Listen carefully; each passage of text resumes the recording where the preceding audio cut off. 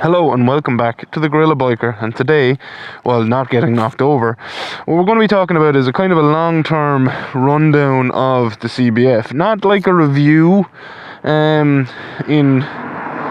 totality, but just kind of a rundown of what I've done to the bike in its time with me, and what I think of it as a machine overall. Do I think it's actually good? Would I still advise buying one after spending about 14,000 miles with the bike?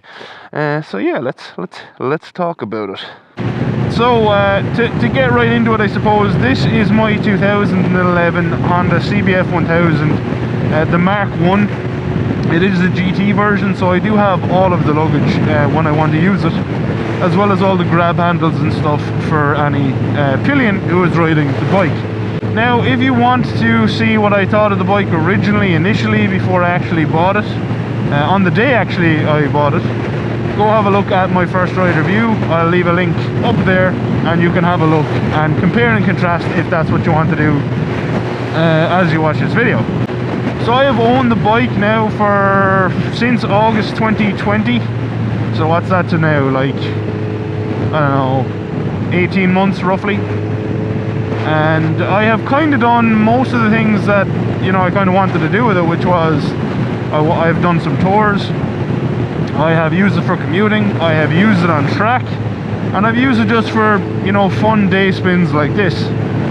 And overall, I have to say I am absolutely over the moon with this bike. It really has done everything that I wanted it to do. And you know, to talk about it straight away, this is, in my opinion, one of the most clinically underrated bikes in existence, because it does everything. So the Honda CBF1000, it's like a kind of a Leatherman multi-tool, right? It has all of the bits, but it's not perfect at any of them. It's a jack of all trades, a master of none, to use that old phrase. And that's not a bad thing, because at the end of the day, if you're stuck out in the wilderness and you have a Leatherman, you know, you can still fix things and do things. But you know, if you want a pure track orientated bike, this is not for you. If you want something that's out and out for touring, you know, that has a bit of a longer range and a little bit more fuel efficient than this, it's also not for you. And to talk about the fuel efficiency, I also have done a commuter review of this bike. Another link is here. You can also have a look at that, which covers that whole kind of thing for commuting. I'm not going to repeat those things because I don't see why I would. But yeah, so from a long-term perspective, I do think the CBF is an absolutely fantastic piece of machinery. I love it to pieces, and I'm really happy that I bought it, and I'm really happy that I got to spend as much time and mileage with it as I have, because it has never disappointed me, ever. But just to talk about, I suppose, some of the long-term points, like servicing, what's broken, you know, parts availability and price, and anything that I really wouldn't leave stock on them that I kind of think need to be changed. So to start off with, you know, the servicing and whatnot, very little has went wrong with this bike. Actually, pretty much nothing has went wrong with this bike, to be honest.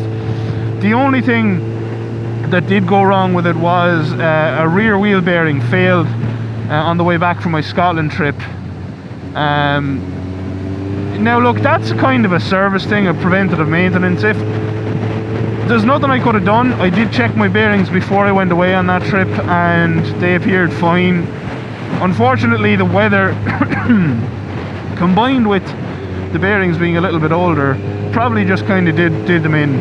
I would imagine what it looks like what happened was, you know, the seal kind of went. Now whether that was age or the grit and rain that we were running into over in Scotland, I don't know, I'm not sure. But whatever it was, that bearing did fail. Now, was it easy to fix? Yeah, I did it myself. Again, there's a video there for that if you want to see it. I'll leave another link there. And you know, it wasn't expensive. The bearings were pretty cheap, common enough size. I could have ordered them direct from a bearing supplier if I wanted to reuse the bearing seals, but instead I just got an all balls kit, which has done the job just fine. I have not had any issues since. Other than that, then, you know, oil and filter I change every 3,000 miles. I use fully synthetic 7100 Motul on there, and just the high flow filter, which is really easy to do. It's a 20-30 minute job excuse me, to change out that filter and oil. So again, not really a big deal. Spark plugs, I've also done those. Again, there's videos kind of for all of this stuff there. The spark plugs, again, were pretty easy to change. Not that difficult.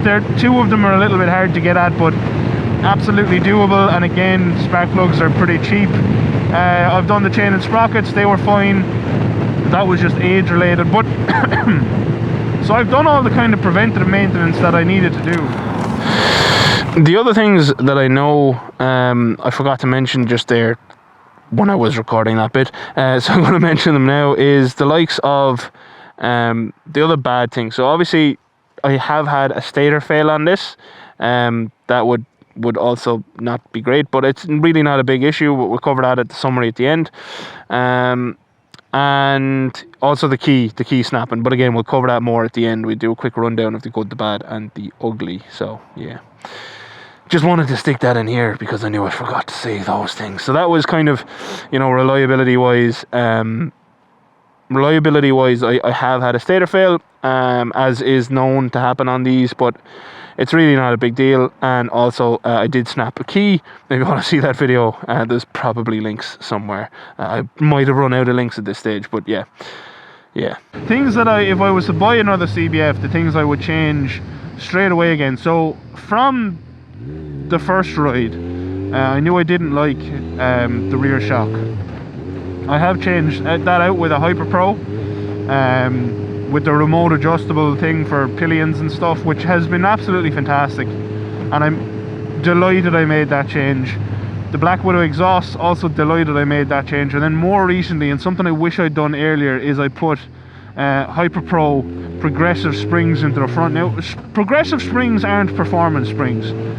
Like if you were going for, like, you know, a race build, linear springs are what you want, but for the road and for this bike, progressive springs worked very well, because originally the front end was much too soft on it, and I think that's fixed a lot. So it's kind of something that I would budget if you want to buy a CBF1000. If you watch this video or any of the rest of them and you're beholden to the CBF, you say, that's the type of do-it-all bike that I want. Do budget to change the suspension, because the stock stuff is crap, and I'm really disappointed to see it seems that Honda have repeated that mistake with the NT1100. I've seen from a lot of reviews that the suspension seems to be very soft as standard as well, which is an awful pity, because I mean, this bike honestly would be pretty much okay. Like, exhaust are a matter of taste and all that, but off the shelf, this bike is so good as a do-it-all everyday bike. It's just that original suspension lets it down so much. Makes it divey under braking, makes it wallow through corners, whereas now it's a lot more firm. And I know I'm a bigger person and all that, but the thing is, right, that original bike with its original suspension setup is made for touring. So you're supposed to have a person and a pillion and a load of kit. I, as a person, do not weigh more than 2 people plus kit, which means that that original suspension setup just wasn't fit for purpose. It was crap. You know, if you were to ask me, would I change this for any sport touring bike that's new off the shelf? Oh, I was supposed to go left back there. Hello, doggy. At the moment, no. There's nothing that I would see value for money-wise for changing this for. Obviously, the new Suzuki GSX-R GT is a very cool bike, but I just don't see it as, you know, you'd buy that and I don't think it doesn't have all of the luggage that this has. The NT1100 has all the luggage, but number one, I think it looks worse than this. Obviously is a lot more expensive than buying one of these used, and then you still have to go and invest in suspension anyway. I mean, you have to do that for this bike, in my opinion, is invest in suspension. So why not buy one of these for a hell of a lot cheaper and invest in the suspension to suit you, and then you're not going spending it again. It's just, I don't know, it doesn't make any sense to me that the stock suspension is as poor as it apparently is, and is as poor on this bike. just way too soft. Way too soft. I suppose we're talking about some of the pros that I've noticed is, you know, the all-day seating position is very comfortable. Even for a tall person like myself, and I suppose if you're new here, I'm 6'7" or about 2 meters tall, and I weigh about 280 pounds, about 128 kilos or 20 odd stone. And it is very, very comfortable. I will talk about something that I think is a negative when we stop. I'll explain, but it is very, very comfortable. Also, I recently got a tank bag, and because the tank is quite low, I think a tank bag really suits it. Not only does it look great, but it kind of fills out that area and just sits really well in there and doesn't get in the way. When I have the tank bag on, I just rotate the ultimate add-ons case here to be horizontal rather than vertical, and then it just works really, really well. So lots of options there as well if you want the tank bag. And then this thing is an absolute touring titan. There's just so much space on it, and it works excellently. And that's kind of, you know, one of the other strengths of this bike is what I was just doing there, cruising. You know, it does racy enough stuff on back roads. It's very, very fun on back roads, and I've had an absolute blast riding this thing around back roads for a long time. But then on the flip side, it just works so well that you can jump onto a motorway, munch up the miles when you need to, and there's no complaints from this. It doesn't rev too high. You know, it's not bad for it. And that's another thing. A lot of people have said in the past around the CBF that they think it's geared too low so that it revs too high. I actually disagree. You know, it is, at the end of the day, it is a 1000cc inline 4. It's supposed to be a bit revvy, and you know what, 120, 130, you sit at around between 5,000 and 6,000 revs, which for me is absolutely fine. It's still pretty fuel efficient there. So all in all, I think a lot of those complaints might be people coming from twins or something, maybe. You know, obviously they rev a lot lower. Oh, that's a full you just ran that red so bad.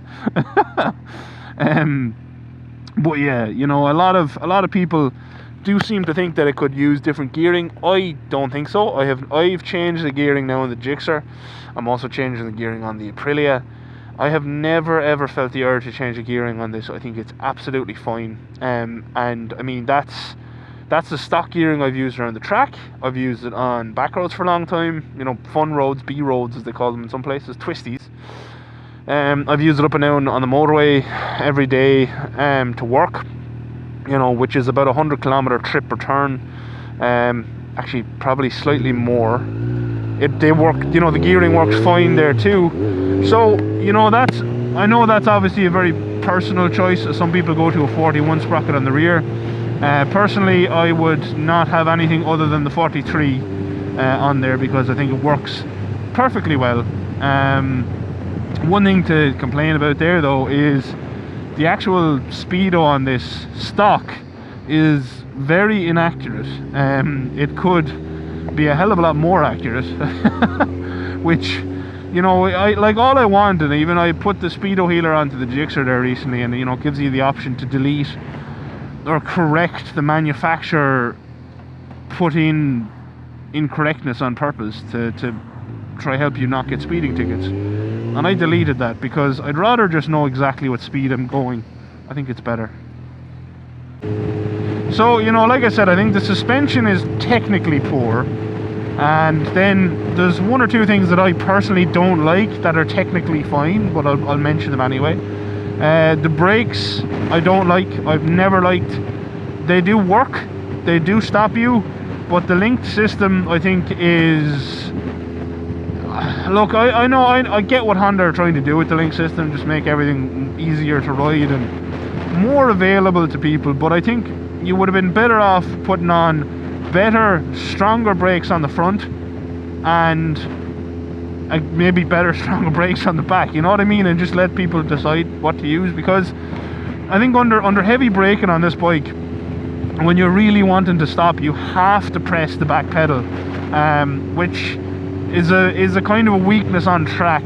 If you do track these bikes, I think the brakes are a huge thing that they didn't let me down, but they were one of the limiting factors why I couldn't push any harder than I did. Other than that, then I actually do like this bike. You know, obviously you can put like touring-y tires onto this. I personally prefer having stickier tires on here, just because you do have to kind of lean the bike a bit when you're going through faster twisties. You know, it's not like an adventure bike that can stay more upright, like the likes of the Africa Twin and whatnot. It does need to be leaned, and I do think that with the weight of the bike, this does like to push into corners, and if you don't have that good, you know, really good grippy front tire, it can get a little bit out of sorts, particularly coming into corners, you know, under braking or whatever, to get itself sorted. So that's another thing. I personally prefer keeping sportier tires on this, which again, due to its weight, it does tend to eat them a little bit.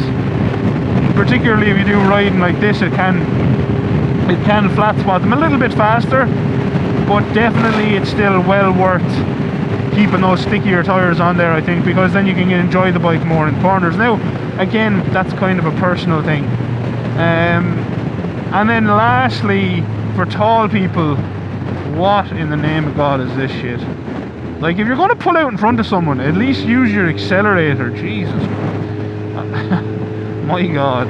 People, huh? People.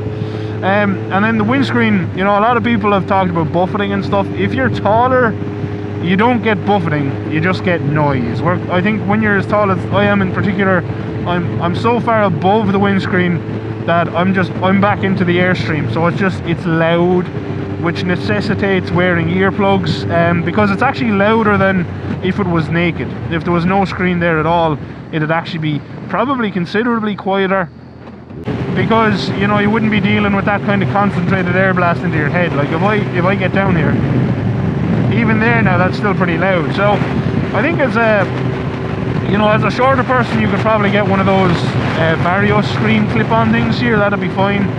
But for me, I just leave it as it is, because a really tall screen, I think would look wrong on there. And I do know people have used brackets to step the screen out to stop buffeting when they're smaller, but that's something to bear in mind. Again, it's another investment that you may have to make the bike suit you the way you want it to suit you, if you do buy one. So we're back in the shed anyway, and I just wanted to run through real quick the good, the bad and the ugly about the bike. So the good, the engine is fantastic, the comfort is great. There's a couple of things, we'll get to them in the bad bit, but overall it's an absolutely fantastic bike. Reliability, I honestly have no complaints. Look, I know some people get very upset, get very worried about the likes of the stator and whatnot. It's really not something I would be concerned with. Like I said before, you know, it failed the first time for me at 25,000 miles. If I get another 25,000 miles out of this stator, really and truly, 25,000 miles is a lot of mileage. That means for the average person who rides one of these bikes, they might have to change one.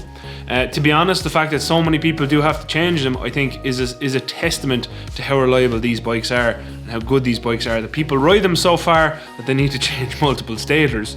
Most bikes out there that you see for sale don't have anywhere near 25,000 miles on them, so that's important to note. The overall performance is also fantastic. I mean, like I've said before, I've taken this to the track, up and down to work, touring, brought it all around Scotland, and not all around Wales, but around the parts of Wales that I wanted to do for my trip. Brings into, you know, the luggage. I had it fully loaded up for Scotland, less loaded up for Wales. It's brilliant, you know, you can strap a bag to the back easily. If you want a pillion, it's easy to bring a pillion. It's a comfortable bike for pillions. You know, Toaster has been on it multiple times with me and she quite likes it. The only thing is, because the top box is floating over certain bumps, she says it can't hit her in the back. But, you know, things to note, I suppose. You know, other than that, then you have like the fuel economy, which is pretty damn good for a big 1000cc inline 4. Absolutely nothing to complain about. I think the looks are very nice. When someone designed this bike, it's like they designed it to be understated. They designed it to be, you know, underappreciated and whatever else, because the looks are just kind of timeless. They're something that I don't think will age at all. It looked like it was just a standard Honda when it came out, but that's not a bad thing. You know, some things don't age very well, some things age great. This bike, I think, will age extremely well. because it's easy to clean up as well. You know, there's not anything mad complicated on it. You could repaint the tank easily, you could repaint all the fairings easily. There's just nothing that's like crazy out there or geometrically insane, etc. So also a good point for me. And then lastly, like I said, I just want to touch on luggage again. You know, the top box is absolutely huge. When I want to use my side cases, they're quite large. The only thing is I'd rather they were top loaded. They are these opening ones, the clamshells. Not as good as top load, but still absolutely functional. The GT model has all the handholds and stuff, which is fantastic for tying stuff onto. And there's loads of space for tank bag. And I think it looks good, the one I got anyway. And there's plenty of options out there too for this bike. So the bad, and one of these things is the comfort thing I mentioned. So this bike does actually have an adjustable seat that adjusts to 3 positions. The lowest one is obviously far too low for most people, but it actually looks fine when it is at its lowest, so that's a good thing, and it's good that they cater for people who are there. I have the seat in the mid position. Now that doesn't make much sense, does it? You'd be like, well, have it at the tallest position. Unfortunately, the tallest position leaves a huge gap between the seat and the tank, and it just looks stupid. If you're gonna make something that is adjustable, it also has to fit right with the bike. You can't just have a huge gap there. And it's not even just the aesthetics that bother me about that, it's that stuff can get in underneath it, where your ABS module and stuff is, and it just, I don't know, or ABS pump. I wouldn't be happy to do that, and it just looks a bit crap. So, another bad, obviously the suspension, the stock suspension, I think I just don't like it. I thought it was way too soft, and there wasn't enough adjustment on it for, even when you max it out for the likes of me, and obviously there's no adjustment in the forks, which is, again, not so great. So, that gets a thumbs down, but at the same time, the fact you'd be buying one of these used at this point, there should be enough money in the kitty if you're buying one to upgrade all that, which actually means that you could end up with a better product than a brand new NT1100, for instance. The stock exhaust, I know this is a contentious one. I don't think they look great, and I think they sound even worse. So for me, that's a bad one, but again, that's kind of personal opinion. So whether or not you agree with that one, I'll leave up to you. It's just something I thought I'd mention. And then of course, the stator. Yes, that is definitely worth mentioning as a bad. Is it as bad as a lot of people make out? I don't think so. I think this is a very reliable bike. But the fact that it is a known issue with these, and one that occurs enough that it gets mentioned a lot, I think it is worth pointing out. But if you're looking at one of these bikes, I really wouldn't be that concerned about it. It's not a big deal. And the brakes. Personally, if I ever thought I was going to keep this bike for absolutely ever and never possibly trade it or sell it, I would de-link the brakes. I don't like de-link brakes, but the actual calipers themselves are quite good and will stop you. And I'd probably remove ABS as well for feel. I don't know, maybe I wouldn't remove ABS. I don't know. But basically, I'm not a big fan of the brakes. I think Honda could have done a better job making them more powerful, even if they put some form of system on that they have on the Blackbird. Those brakes are more powerful and I think a better feel. So something like that I think could have definitely been done, and it's a pity it wasn't. And so then the ugly. There's not many of these, but one of them is definitely the keys made of cheese. I wasn't happy with it when I first got it because the key had already been damaged. But even now that I went and spent money on getting 2 new keys cut, etc., and a spare one for luggage in the tank and stuff, it's such a pity that that's an issue that pretty much can't be fixed. So that I do think that's one of the ugly problems. That's something that if you buy one of these bikes, you pretty much have to keep on top of all the time. Make sure you have a spare key, etc. I'd be far more concerned about that than the stator. And that brings me on to the reputation of the stator. I think one of the ugliest things about having this bike is you have to listen to a lot of people worry about it. You know, honestly, half the time people message me about this bike, they're asking me questions about something that they've heard from someone, that the stator did this or the stator did that, or left them stranded at the top of a mountain as dragons attacked. And it's just an awful pity that it has that reputation, because I think it puts people off buying the bike and enjoying what is an absolutely fantastic machine. Without a shadow of a doubt, it's a brilliant bike. So for me, one of the ugly things is definitely people's perception of this bike, and I think that perception may have lended itself, obviously with emissions and all that stuff and Euro Cat 5, etc., I think was what really ultimately led to the demise of the CBF line, which is why we see twins and stuff now. They're easier to manage for emissions. But I do think obviously the reputation as well. They should be a more popular bike, in my opinion. They should be talked about better than they are, because it really is a fantastic machine. And the beauty of the channel has led me to talk to a lot of people who have CBF1000s and CBF600s, and they really are a fantastic bike. most 99% of people I speak to who own one are over the moon with their bike. And I do see occasionally people selling them because they're worried about stators and stuff, which is just, it just shouldn't be a thing. Another ugly thing that I never bother changing because it's a hassle. The bars are chrome. Why? Why are the bars chrome? Why is the top nut on the triples chrome? None of the rest of this bike is chrome. Why would you put chrome on it? I don't get it. And that's one thing I still hate that I will probably eventually change. But yeah, chrome bars, it doesn't make any sense. I don't know why they did that. So it needed mentioning as ugly because I think they're ugly. And then the best bits I've added, just to give it a quick recap: suspension, I have it written down. Suspension, exhaust, the Thunderbox, the heated grips and case from Ultimate Add-ons, the tank bag. Thank you, Michael. Basically, pretty much every mod I've done for this bike, I have been really happy with. You know, the USB charger obviously is new. The Thunderbox is relatively new.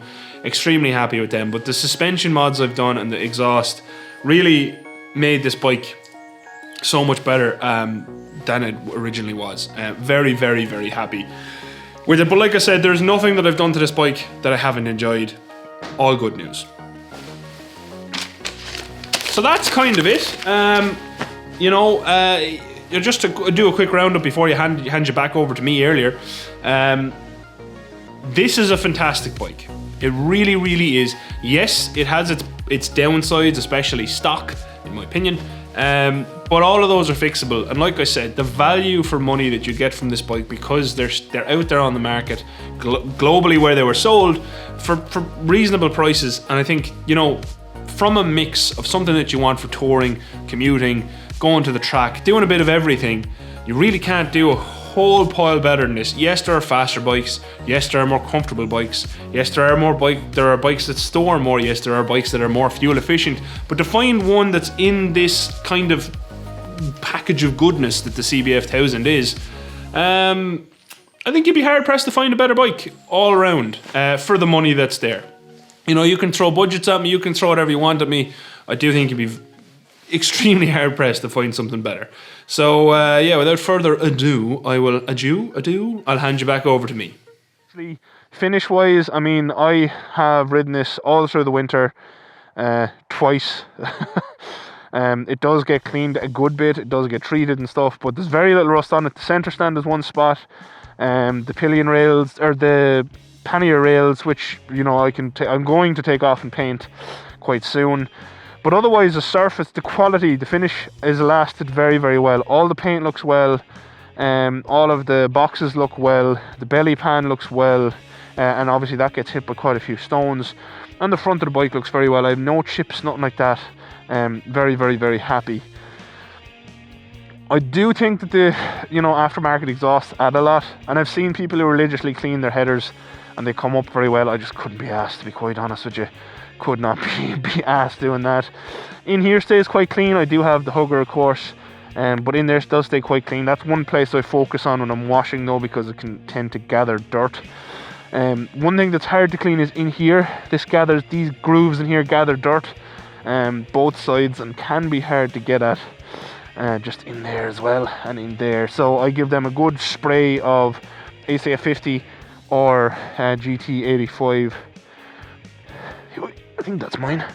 GT85, just to make sure that it stays as clean as possible, and I don't want the engine finish corroding, because that would suck. I love it. I would highly recommend it to anyone who just kind of uses their bike all the time. Like I said, if you're looking for an out and out sports bike, it's not it. And if you're looking for an adventure bike, it's not it. It doesn't have the ground clearance, it doesn't have the softer suspension, longer travel, it doesn't have those things. But for a 99% road bike that can still do the track and stuff like that, and do all your tours, this is a fantastic choice for absolutely anyone, and I would highly, highly recommend it.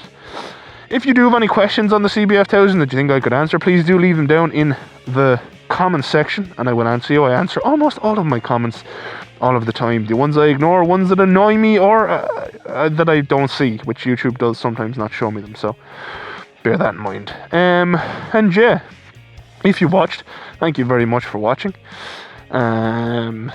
As always, a very special thank you to my patrons, some of whom own CBF1000s. Let me know what you think. Would you agree with all of what I've said about our bike in the comments? Black is obviously the best colour for it. Or orange. I've seen the orange ones. They do look fantastic as well. So they're also nice. And yeah, until next time, thank you very much again for watching. Adios. Outro crew, would you buy a CBF1000 after watching it on the channel for however long you've been watching? Let me know, because I want to know, has this bike done itself justice just from a kind of a passive way? So just by watching the channel, has it passively made you think that, hey, that's a bike I could have in the future or ride as one of my bikes? Let me know. Bye.